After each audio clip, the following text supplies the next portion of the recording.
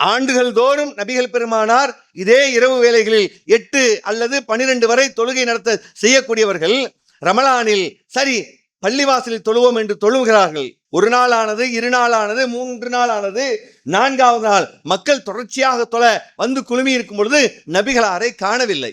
என்ன அல்லாஹ்வின் தூதரை காணுமே, எல்லோரும் தேடி கடைசியில் கேட்கிறாங்க, இல்லை நான் அப்படி தொழுது நீங்களும் தொழுவது அப்படியே தொடர்ச்சியாகிவிட்டால் எங்கே கடமையாகிவிடுமோ என்று அஞ்சி நான் வரவில்லை.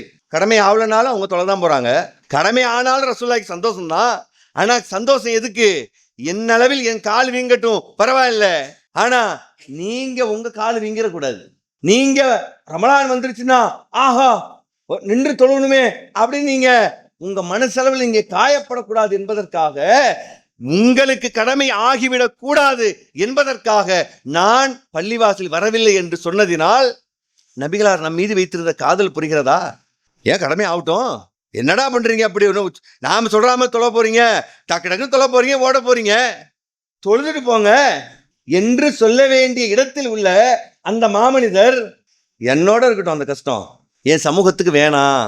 மறுமையில் அனைத்து சமூகத்தை விட நாம் தான் இறுதி சமுதாயம், ஆனால் முதலில் சொர்க்கம் செல்லக்கூடிய சமுதாயமாக நாம் தான் இருக்கிறோம். ஆகவே என் சமூகம் அதிகமாக என்னோடு சொர்க்கம் வர வேண்டும் என்று நான் எண்ணுகிறேன்.